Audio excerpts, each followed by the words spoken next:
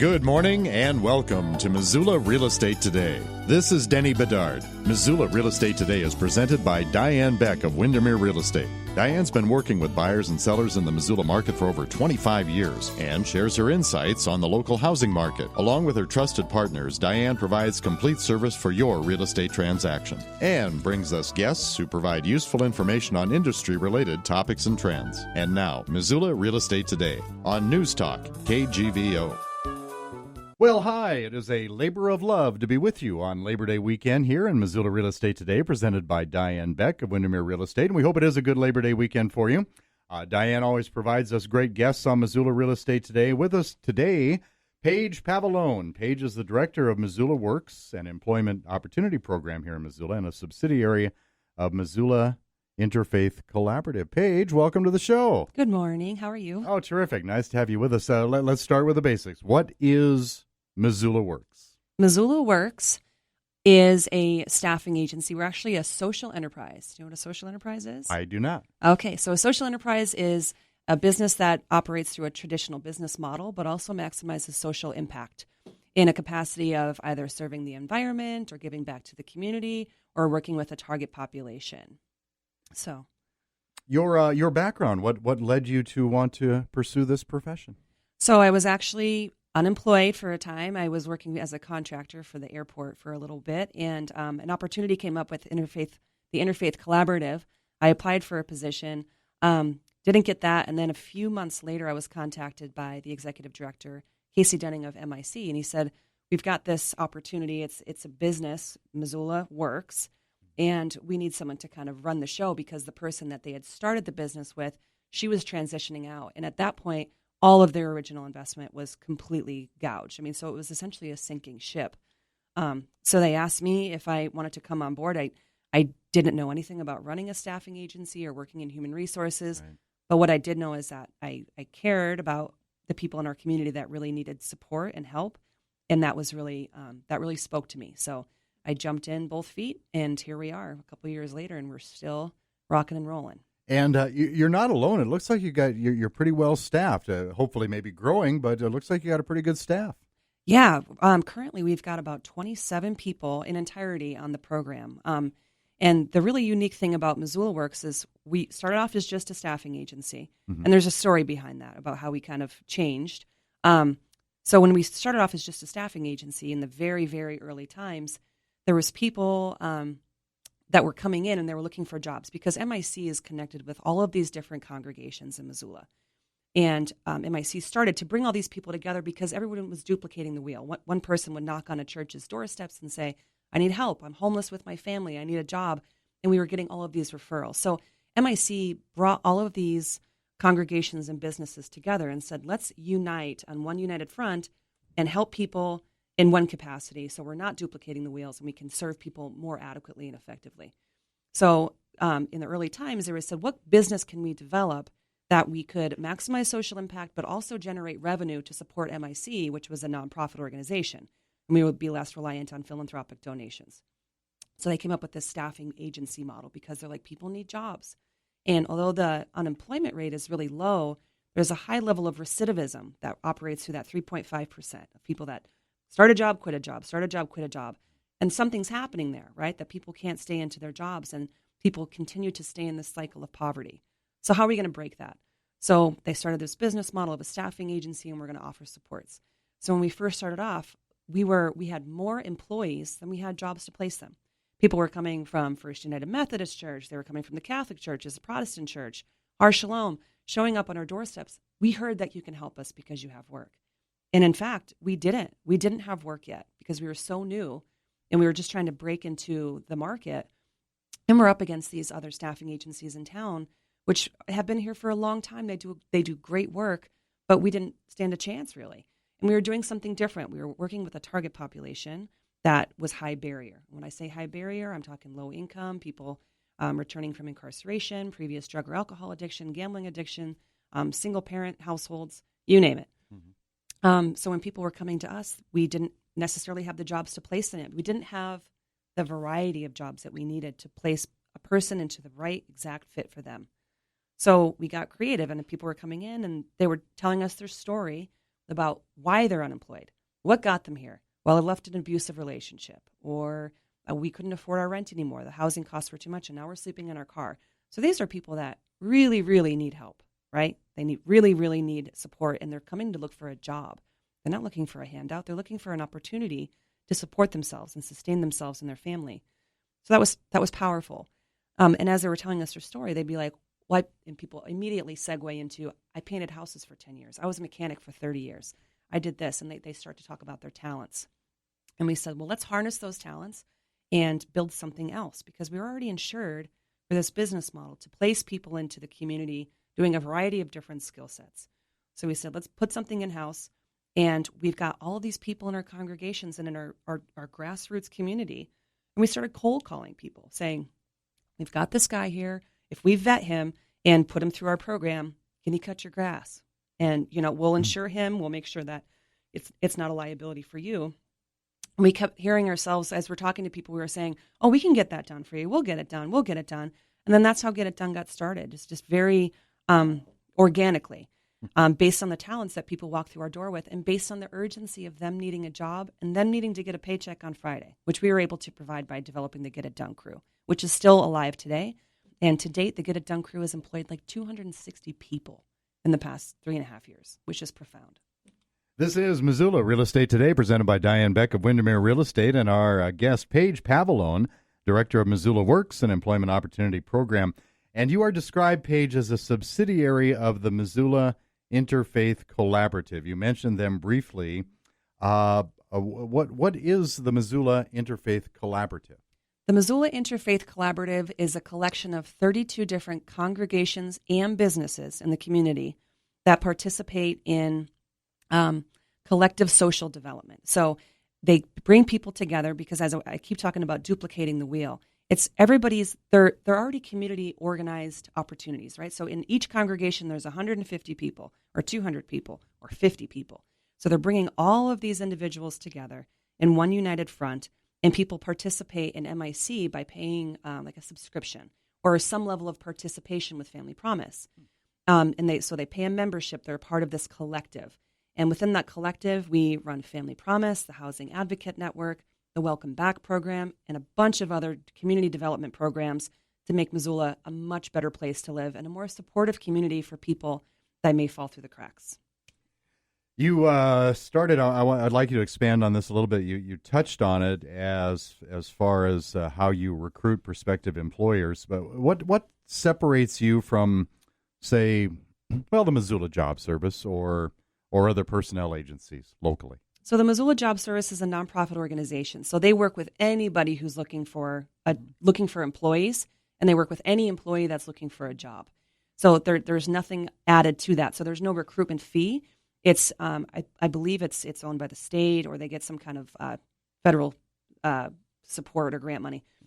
So we're different in that we often get referrals from the job service because they don't do what we do, just like we don't do what they do. So we don't offer classes for people to develop interview skills. We don't do that specifically. They already do it. So we said, we're not going to duplicate the wheel. We're just going to do our own thing. Our target population is low income, high barrier. So if folks go to a different staffing agency in town, or they go to the job service and they need extra support. And when I say extra support, I want you to visualize like a mother who is sleeping in her car or sleeping under the Reserve Street Bridge with her children and doesn't have access to the resources that she needs, such as like getting clothing for a job interview or having access to hygiene, making sure that she's got everything in place, childcare, transportation, understanding the bus system, knowing when AA and NA classes are. That's where we come in. So the folks that are really, really difficult to employ, that's our population. And you are on Missoula Real Estate Today, presented by Diane Beck of Windermere Real Estate. What is your relationship and connection with Diane and Windermere? Diane and I have been friends for many years. We actually did Leadership Missoula together in Class 30, so maybe 8 years ago. So I've known her for a long time, and we were fast friends. We're both Myers-Briggs ESTJ, so we both ended up in the same little quadrant when they did that profile of our class. So I was like, oh, we have a connection. But she's a great person, and she's been super supportive with helping Missoula Works kind of fly, especially in the real estate community. It's critical for us. It's a great revenue stream for us to tap into because there's a lot of homes that maybe vacant for a time, or maybe there's a foreclosure, or maybe there was a person that sold a house and there's a bunch of work that needs to be done to it. They need to have the walls cleaned, the walls painted, all the weeds pulled in the front yard. And so we can do all of that things, flipping a house and getting a house ready for sale. So, I mean, we can pretty much tackle every single facet that's within our wheelhouse of getting a house prepared to sell, or when a house is sold, like just making sure all those finishing touches are done. So you started to talk about your talent pool of workers who have, maybe faced some challenges or struggles along their way. Do you find them? Do they find you? How do you develop that ready and willing workforce? And I use that term because listening to you describe some of the people that come in and want to work, I also would guess that maybe there are some low self-esteem issues, like, oh, Paige, nobody's going to want to hire me. I don't know how to do nothing. Exactly. You probably have to address that a lot too, don't you? Yeah. Yep. So a couple notes on that. So there are two different people, which we've identified right away. There's people that are looking for money, and then there's people that are looking for jobs to make money and support themselves. And they weed themselves out really quickly. This day and age, as we're tightening the faucet on social benefits, it's if it's not impossible, it's very difficult to survive on the system alone, I'll say. So single parent households or low income households that, if they make minimum wage, $8.50 an hour to $10 an hour, and they've got children, they might get SNAP benefits for food or something like that, but there's very limited opportunity for them to really thrive and break that cycle of poverty. So when people come to us, it's not applying for a job. They're enlisting into a program, and we need their buy-in. And there's a level of commitment. So when people come in, everybody that comes to our door goes through a training and orientation and an intake. And it's not like a traditional job interview where we're asking about your work history. We're starting to peel back the layers of what got you here. Why are you unemployed right now? What happened with your last job? And just try to identify what they tell us. Piece together the puzzle of the story that they're telling us. Like, okay, are we listening to misdemeanors that have happened? Why did those misdemeanors happen? Was there drugs involved? Was there an abusive relationship that mom is now with kids and doesn't have a place to go? Or mom is not from Missoula. She came up here from Boise and doesn't know the bus system, doesn't know how to work her way around town, but she was somehow landed on our doorsteps. So listening to that story and capturing that information so we can best suit them. And when people come into our orientation and training, we let them know, like, hey, it's a tough love program too. We will support you in absolutely every piece of our cellular being to make sure that you're successful. However, do not dare walk in here under the influence of drugs or alcohol. If you show up late, or if you don't show up at all, that's a problem. So in that first week, we really set what our criteria are and what our expectations are of our staff. And people they'll acknowledge, like, I'm not ready for this. I'm not ready for a job yet. But we still serve them. So if they come in and they say, I can't work a 40-hour week. I can't even work a part-time job. I need to get this stuff in my life in order before I even commit to going to work. And that's okay. We understand that.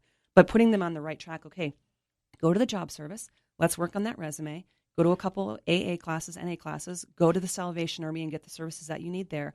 Let's try to get you into some housing. Sometimes we can do that in conjunction with getting them a job, which we most of the time do. But sometimes people are not job ready. And we assist that with the matrix also. So every week we do what's called a job readiness assessment, which is based on a criteria of 19 different qualifiers. And so when they come in, we look at their personal readiness, their professional readiness, how they're doing on the job. And what's great is that the Get It Done crew provides a beautiful opportunity to start off. It's a launching pad and it's an incubator. So we have really super close connections with the people that we're working directly alongside of, and we're their employer. And the best talent that we have as the cream rises to the top, that's the people that we want to get rid of. And we recruit specifically off of Get It Done and place them into different partnerships throughout the community. So, can you talk a little bit more about what Get It Done is? Sure. So Get It Done is an in-house labor crew. Okay. They do everything from, we have our own in-house landscaping crew, a lawn service. They do painting, they do deck repair, and pretty much any job that you don't have the time to do, Get It Done can come in and do it. So for my house, for example, in Lolo, they do my yard every week. If there's a hole in the wall, they've come and patched the hole in the wall. They've replaced wood underneath a leaky faucet. They've swapped out faucet hardware and things like that. Stuff that you don't want to pay a plumber 3 times as much to do. but so you're hiring the Get It Done crew. You're maximizing social impact. You're giving somebody a job who really, really needs a job. And then also all of the proceeds support Family Promise and MIC. So, I mean, it's a triple win. You have a lot of holes in your walls, Paige? A little too much partying? Or... Well, I've got some dogs, and my dogs do a number on my house. You can always blame stuff on the dogs. Okay? Yes. It's great. Missoula Real Estate today presented by Diane Beck of Windermere Real Estate and our guest Paige Pavalone. Paige is the director of Missoula Works, a very interesting employment opportunity program. Paige, what is the Family Promise shelter that you brought up, and who's eligible to stay there? So Family Promise is one of the only intact family shelters here in Missoula. So everybody knows about the Pavarello Center. That serves individuals, adults, and females. But it would break up a family. So a mother with an infant, a single father with 2 children that are 9 and 10 years old, they cannot stay at the Pavarello Center. So Family Promise is actually, it's a national program, and it's run through Missoula Interfaith Collaborative. So we have a day center, which is actually right down the road in Windermere. I'll speak a little more about this later, but they've been a huge supporter of Family Promise. So we have a day center, which is right down the road. It's essentially just like a ranch-style home. Our families stay there in the daytime. And then each of the congregations within our network, our families in the morning and in the evening, we pack up our families. We fit 14 parents and children in any combination. And that's it. I mean, we've got a huge family homeless population here in town, and we can only accommodate up to 14. So in the evening, each of the congregation hosts these families. So we drive our families to a specific congregation, if it's a Catholic church or if it's Protestant church or whatever congregation that is, and they actually sleep within the office space or spare space of that congregation. So in the evening, we drive them there.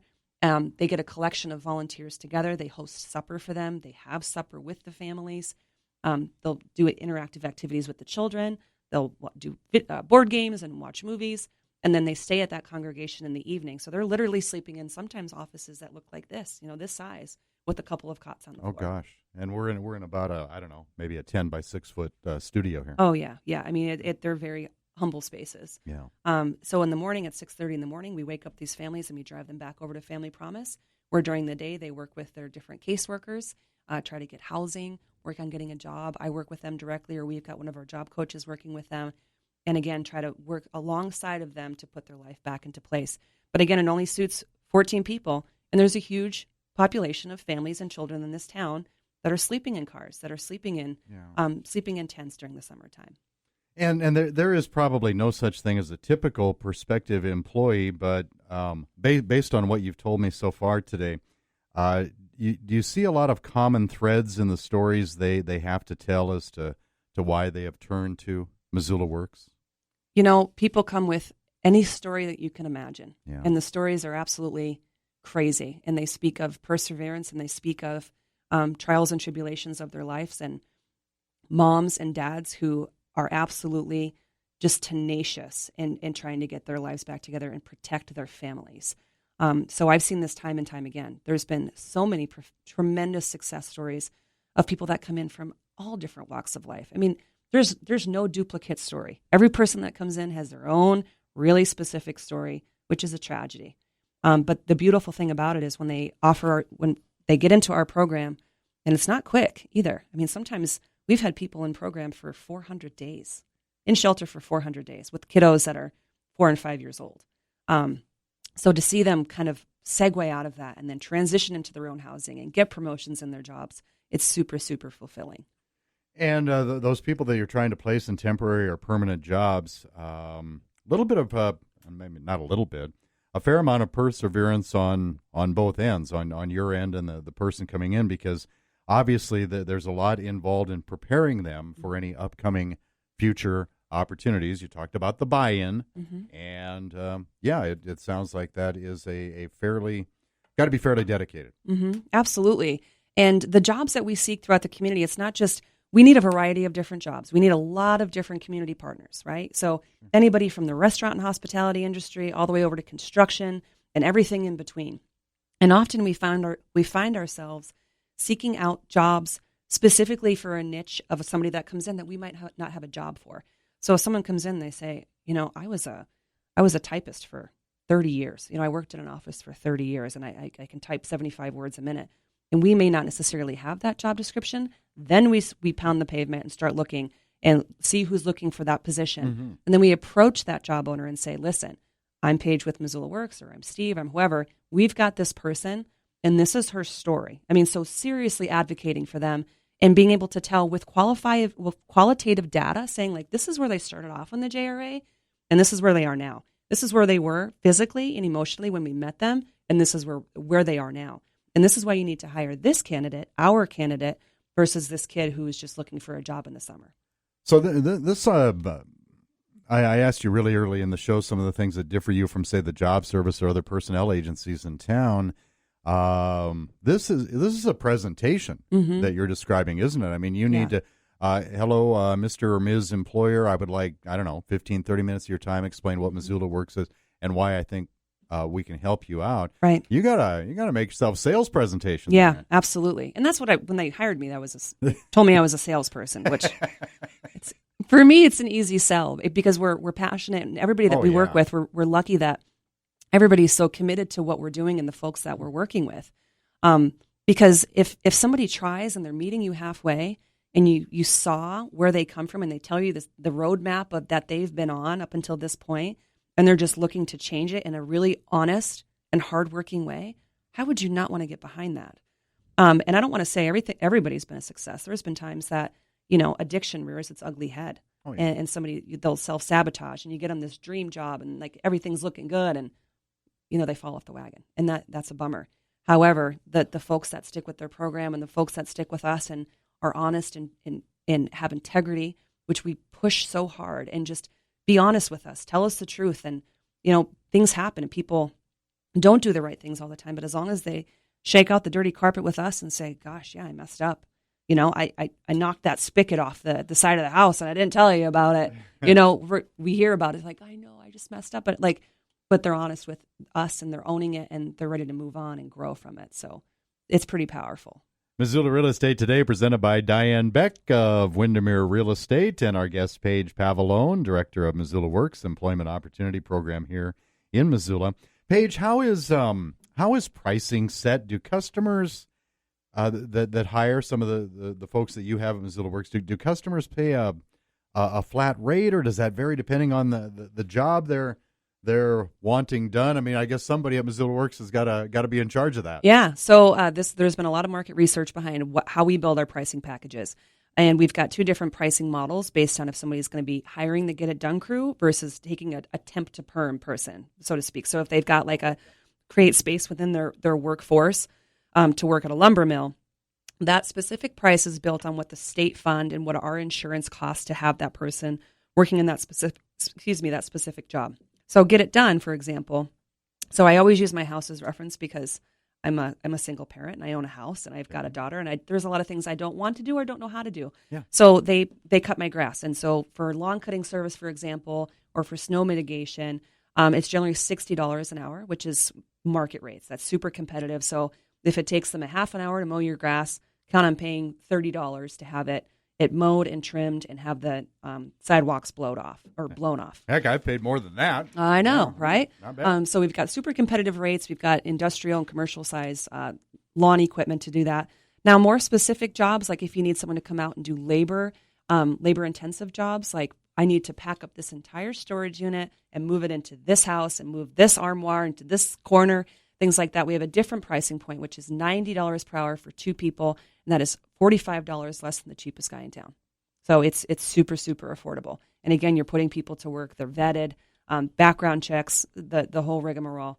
And then also just the handyman service. So we have a 2-hour minimum, and that 2-hour minimum comes with a supervisor or a crew lead and a laborer. And the 2-hour minimum is $120 to have two people come out and take care of your honey-do list. So when I hire the crew to go down to my house, I say, swap out this faucet, move the couch from downstairs to the upstairs, take this mattress and haul it to a donation warehouse or haul it to the dump. They do all of those different things. And it's just basically built on, every job is kind of built on what they're doing based on market rates, and then also what it costs us to have that person do that job based on insurance. Missoula Real Estate today, presented by Diane Beck of Windermere Real Estate. Our guest, Paige Pavalone, director of Missoula Works here in Missoula. And a special thanks to some of Diane's marketing partners that help bring you the show. Rob Fleming with Man Mortgage, Miles Link of Opportunity Bank of Montana, and Carol Blodgett from MakeItMissoula.com. Paige, Missoula Works, it's only a few years old, like 2016, right? Mm-hmm. Yeah. What are some strides the program has made that you are particularly pleased with so far? Well, Denny, it's an absolute miracle that we're still in business, to be honest, because we have very limited financial support. So places across the country that are doing exactly what we're doing, they're supportive staffing agencies. They're all over the place. They're in Boston, Nashville, LA, and they work with target populations. Generally, what they have, they're usually a subsidiary or a part of the financial model of the 501c3 that they work for. We're a standalone and we're a benefit corporation. So we run these revenue streams, we run these business models, but we don't have any support. Sometimes people will come together in the community and help raise some money for us to get a truck, or specifically for like a walker lawnmower. So that has happened in the past, but we have taken this business from having 0 employees to having 75, and then the next year having 160, and then this year we're projected to serve 300 people. And last year this year we're scaled to run almost a $500,000 organization. So we've come a really, really long way without any support. So we're offering social services, and we've got job coaches for people that are, there's no return on there's no direct return on investment for sitting and having a conversation with somebody, for like a reflective conversation or a personal development conversation, like working with somebody on their housing. So a traditional construction company isn't going to come in and call you in like, okay, come and talk to the boss. We're going to have a one-on-one about what your goals are for, like how we're going to get back into housing. So that's what we call a constant burn rate. It's a cost of doing business for us that we eat. So we're always looking for people that want to support us in that capacity too. So if there's an organization, if you've got a space on your workforce, if you need employees, you have to be community minded and want to affect the social impact that we're doing, hiring the Get It Done crew, creating a space on your workforce for one of our temp to perm employees, or just sponsoring what we do. Sometimes we've had people just sponsor lunches for our Get It Done crew. We've got 6 guys out in the field working, and they don't have 2 nickels to rub together. So often we're out, we'll go grab a package of hot dog buns and hot dogs, and we're opening up a grill in the back of the tailgate so we can get these guys fed, because they might be missing their only meal of the day at the POV. So there's so many different ways that people can support us, volunteer, or just participate in even being an advocate or an ambassador for what we do and talking about what we do. Being on shows like this, super, super helpful. So. And we're down to just the final couple minutes here. So you did mention a little while ago that you wanted to expand on Windermere's support of Family Promise. So I better let you get that in there before we wrap it up. Absolutely. So a few months ago, I'm in a biz-to-biz group with one of the realtors over at Windermere, and they suggested that Family Promise, our day center, which I was referring to over here on South Avenue, right. It needs a lot of work. It's owned by a Lutheran church, and it's very lived in, and we don't have the budget to have it like professionally cleaned and maintained and things like that. So Windermere just came in, and on one Friday, we were selected for their community project for the year or the season. They came in and just like polished this beautiful. They just did such tremendous work. They landscaped the front and planted trees and painted walls and deep cleaned the cabinets, and everybody just unleashed on this building. And it is an absolute jewel. They just did so much work, and we're so, so thankful that they invested their time and their money to come in and just make this place really great, because the families that we serve, they deserve to live in a place that gives them a sense of integrity and pride. That is terrific. Paige Pavalone with Missoula Works. Contact information, Paige. How do we learn more, and how do we reach Missoula Works? Missoula Works, our phone number is 926-3400, or you can email us at Paige, Paige, at MissoulaWorks.com. You've been a terrific guest. Great job, and I wish you continued success with the program. Thank you so much. Thanks for having me. Thank you for listening to Missoula Real Estate Today. We hope you found this morning's information to be helpful. If you have any suggested topics for any future Missoula Real Estate Today programs, or any questions about buying or selling, contact Diane Beck with Windermere Real Estate. Email dianebeck@realtor.com, or visit her website, homesinmissoula.com. That's homesinmissoula.com. We'll see you next time on Missoula Real Estate Today.